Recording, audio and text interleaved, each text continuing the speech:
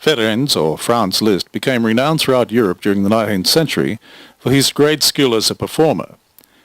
He was said by his contemporaries to have been the most technically advanced pianist of his age, and perhaps the greatest pianist of all time. He was also an important and influential composer, a notable piano teacher, a conductor who contributed significantly to the modern development of the art, and a benefactor to other composers and performers. As a composer, Liszt was one of the most prominent representatives of the so-called New German School. He left behind an extensive and diverse body of work in which he influenced his forward-looking contemporaries and anticipated some 20th century ideas and trends. Some of his most notable contributions were the invention of the symphonic poem, developing the concept of thematic transformation as part of his experiments in musical form, and making radical departures in harmony. Liszt's grandfather was an overseer on several estates of the noble Esterházy family. He could play the piano, violin, and organ. The Liszt clan dispersed throughout Austria and Hungary and gradually lost touch with one another. Ferenc Liszt was born to German-speaking Marie Anna Lager and Adam Liszt on October the 22nd, 1811, in the Hungarian border village of Doboján in Sopron County. The village is now the small town of Riding in modern-day Austria.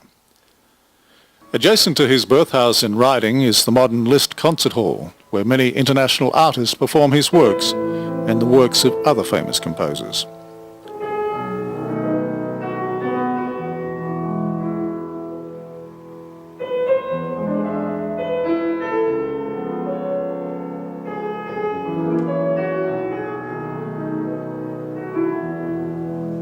At the time when Liszt was growing up, his father would only employ the usage of Hungarian when dealing as an Esterházy steward with people in the local village.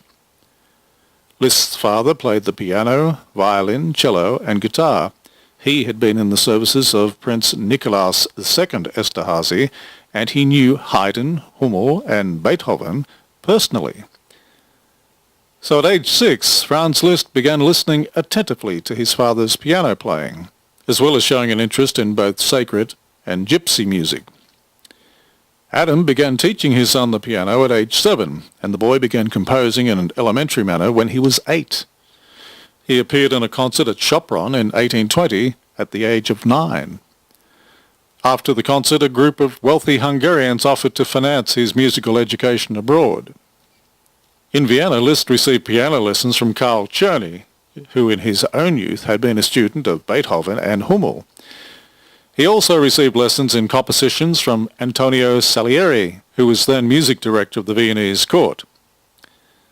His public debut in Vienna on the 1st of December 1822 at a concert at the Landessticher Saal was a great success. He was greeted in Austrian and Hungarian aristocratic circles and also met Beethoven and Schubert. In the spring of 1823, when 1 year's leave of absence came to an end, Adam Liszt asked the Prince Esterházy in vain for 2 more years' leave of absence. Adam Liszt therefore took his leave of the prince's services. At the end of April 1823, the family for the last time returned to Hungary, but came back to Austria and settled in Vienna a month later. Liszt sought admittance to the Paris Conservatory, but was denied entry because he was a foreigner.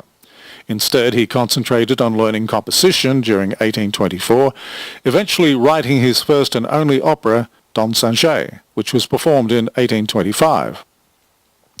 After his father's death in 1826, Liszt returned to Paris. For the next 5 years, he was to live with his mother in a small apartment. He gave up touring, which had been establishing his reputation as a performer. To earn money, Liszt gave lessons in piano playing and composition, often from early morning until late at night. His students were scattered across the city, and he often had to cross long distances. Because of this, Liszt kept uncertain hours and also took up smoking and drinking, habits he would continue throughout his life. During this period, Liszt read widely to overcome his lack of a general education, and he soon came into contact with many of the leading authors and artists of his day.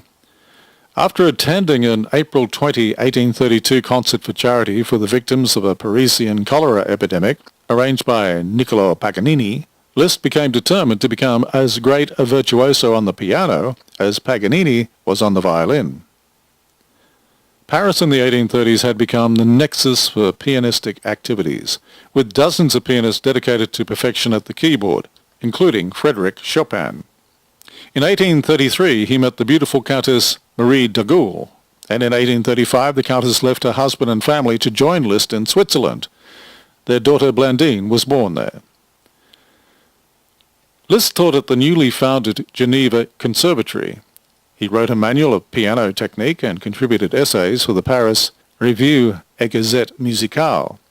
In these essays he argued for the raising of the artist from the status of a servant to a respected member of the community.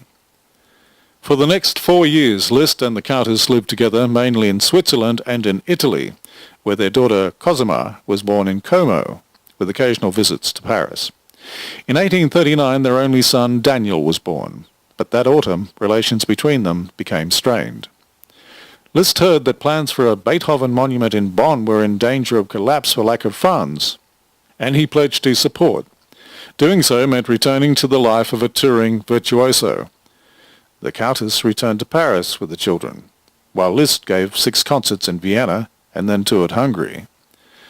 For the next 8 years, Liszt continued to tour Europe, spending holidays with the Countess and their children on the Rhine in the summers of 1841 and 1843. But in the spring of 1844, the couple finally separated. This was Liszt's most brilliant period as a concert pianist. Honours were showered on him, and he was adulated everywhere that he went. Liszt often appeared 3 or 4 times a week in concert. Moreover, his great fame as a pianist, which he would continue to enjoy long after he had officially retired from the concert stage, was based mainly on his accomplishments during this time. After 1842, Liszt's mania swept across Europe. The reception Liszt enjoyed as a result can only be described as hysterical. Women fought over his silk handkerchiefs and velvet gloves, which they ripped to shreds as souvenirs. In February of 1847, Liszt played in Kiev. There he met Princess Caroline Suzanne Wittgenstein, who dominated most of the rest of his life. She persuaded him to concentrate on composition, which meant giving up his career as a travelling virtuoso. Liszt took up a long-standing invitation of the Grand Duchess Maria Pavlovna of Russia to settle at Weimar.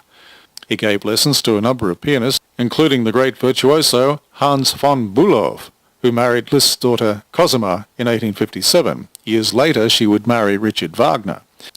Princess Caroline lived with Liszt during his years in Weimar.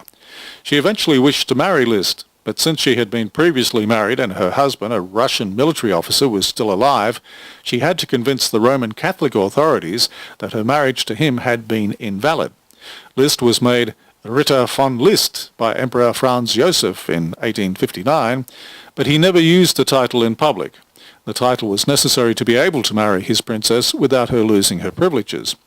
It was planned that the couple would marry in Rome on the 22nd of October 1861, Liszt's 50th birthday. Liszt having arrived in Rome on the 21st of October, the princess nevertheless declined by the late evening to marry him. The 1860s were a period of great sadness in Liszt's private life. On December 13, 1859, he lost his son Daniel, and on the 11th of September 1862, his daughter Blandine also died.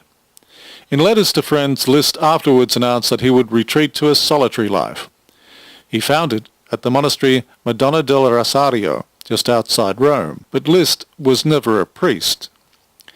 On some occasions Liszt took part in Rome's musical life, but friends gained the impression that Rome was not satisfying for Liszt. Liszt was invited back to Weimar in 1869 to give masterclasses in piano playing. 2 years later he was asked to do the same in Budapest at the Hungarian Music Academy. From then until the end of his life he made regular journeys between Rome, Weimar and Budapest, continuing what he called his threefold existence. On the 2nd of July 1881, Liszt fell down the stairs of the hotel in Weimar.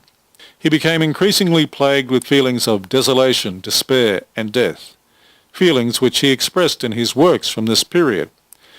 He died in Bayreuth, Germany, on the 31st of July 1886 at age 74, officially as a result of pneumonia, which he may have contracted during the Bayreuth festival hosted by his daughter Cosima.